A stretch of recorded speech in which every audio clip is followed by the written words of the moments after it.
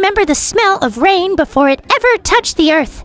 My mother once told me that elephants can taste the storm long before it arrives, carried by the wind, whispered across the plains. I was born under a sky that smelled of thunder and life, beneath the tall acacia trees that watched over my herd like old guardians. My first breath was dust and milk. My first sound was the low, rumbling call of my mother, a vibration I felt in my bones before I even understood it with my ears. That is how we elephants speak, not just through sound, but through the earth itself. When she rumbled, I felt it in the soles of my feet, and when I rumbled back, she knew I was alive. They say we never forget, and it's true. I remember that day as clearly as the feel of the sun on my skin right now. I am old now, my tusks long and cracked, carrying the lines of years I can no longer count. But even today, I remember the way the herd surrounded me when I was born. Gentle giants forming a wall of love and protection. The matriarch, our leader, stood tall, her eyes wise and deep like the roots of a baobab tree. She touched me first with her trunk, tracing my forehead, claiming me as part of our family. In our world, family is everything. We are led by the oldest and most experienced female, and her wisdom guides us through droughts, floods, and the endless migrations across the African savanna. I learned early that her memories were our maps. She remembered every watering hole, every hidden path through the bush, every season when the rivers swelled and when the grass burned dry. Her name was Kamba, and she had lived more than 70 years, older than any human I would ever meet. She had seen the world change, the plains growing smaller, the herds fewer, the distant rumble of human machines echoing where only lions once roared. When I was still young, I thought the world was endless. We would travel for days through golden grass, dust rising in clouds behind our feet. My mother would tell me stories through gentle rumbles, stories of how our kind mourn our dead, how we return to the bones of our ancestors and touch them softly with our trunks. I never believed such things until I saw it myself years later. The day Kamba died, the herd stood still for hours. We did not eat. We did not move. We only touched her body, one by one, brushing the dust from her ears, laying branches over her as if to give her shade. I remember the silence of that day. The air was thick with grief, but it was not hopeless. It was a silence full of memory, full of love. They say elephants are like humans. We feel joy, grief, anger, even empathy. I have seen it all. I have seen mothers cry for calves lost to predators or poachers. I have seen calves refuse to leave their mother's body. I have seen old bulls stand in the sunset and trumpet not in rage but in sorrow. But I have also seen laughter. Yes, elephants laugh. We splash water on each other, chase birds for fun, and steal fruits from trees just to hear the humans shout. Once I even watched two young bulls wrestle for hours, pretending to fight, their trunks tangled like vines, only to collapse in exhaustion and nap side by side. We are not so different from you, though you rarely see us that way. The humans came slowly into our lives, at first from far away, small, moving dots on the horizon. But over time, they came closer, bringing strange smells of metal and smoke. Some were kind, bringing water in droughts, rescuing orphaned calves. Others were not. I will never forget the first time I saw what humans call poachers. They came when I was nearly grown, when my tusks were just beginning to curl. It was in the dry season, when every creature thirsted and desperation filled the air. The herd had found a small pool, barely enough for all of us. The matriarch stood guard while the mothers let the calves drink first. Then came the sound, a sharp crack that did not belong to nature. Kamba fell before any of us could move. The earth trembled with her fall.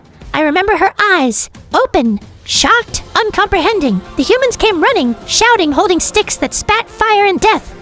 The air filled with the stench of gunpowder and fear. We ran, our hearts beating thunder. I did not look back until much later, but when I did, I saw them cutting into her face, taking her tusks. It is a sight I will carry forever. We elephants mourn, but we also remember. Years passed, and I became the leader of a smaller herd, not as wise as Kamba, but determined to keep her memory alive. We learned to move at night to avoid humans. We learned to stay away from roads and villages. Still, the world grew smaller. Where there were once forests and rivers, there were now fences and farms. Sometimes, when we walked too close to human land, they would shout or throw things, angry that we had eaten their crops. They did not understand that we had nowhere else to go. The old paths were gone, swallowed by cities and machines. But there were also humans who cared. Once during a long drought, when even the acacias had shed their leaves, we came upon strange shapes, giant barrels filled with water. A group of humans stood nearby, quiet, waiting. They did not chase us away. They only watched as we drank, their eyes wide with something I recognized.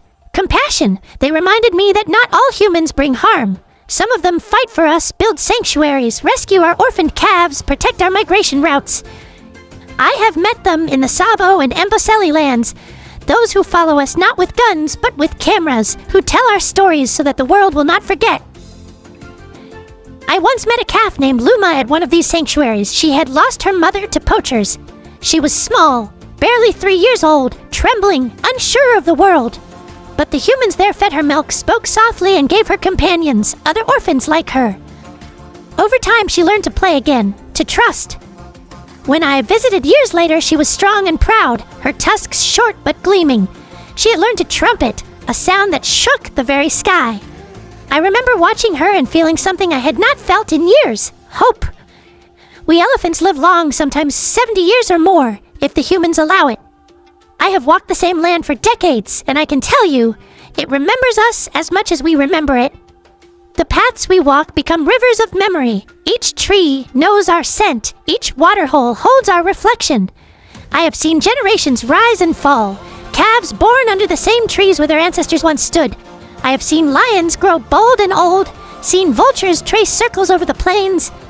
I have seen the balance of life, brutal, yet beautiful. Did you know we can recognize ourselves in mirrors? Few creatures can. Humans, great apes, dolphins, and us. We understand that the reflection is our own. That is why when I see my shadow stretching long over the earth at sunset, I sometimes pause and stare. I think of all those who came before. Kamba, my mother, the countless elephants whose bones now feed the soil, and I see them in me. Memory is not just what we carry in our minds. It is written into the land, into the trails we leave behind. Sometimes at night, when the stars spill across the sky like spilled salt, I feel the deep hum of the earth.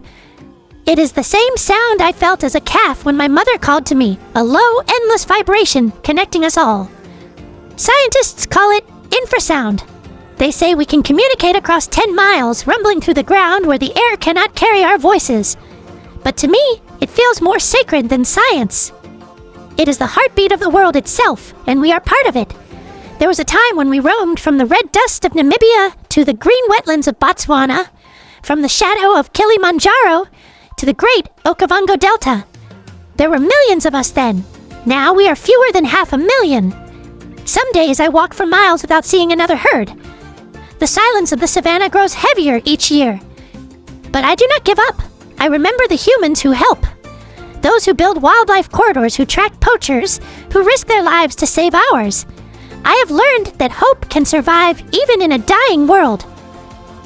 Once, many years ago, I found myself near a village.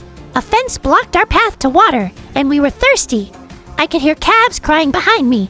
I knew I had to act. I pressed against the wooden barrier with all my weight until it cracked open, enough for us to pass. The humans woke, shouting, but then something happened I did not expect. One of them, a young boy, came forward holding a small bucket. He filled it with water and placed it near us, trembling. I remember looking into his eyes, seeing fear and wonder both. I touched his hand lightly with my trunk, not to frighten, but to thank him. He smiled. That was years ago, but I like to think he remembers too.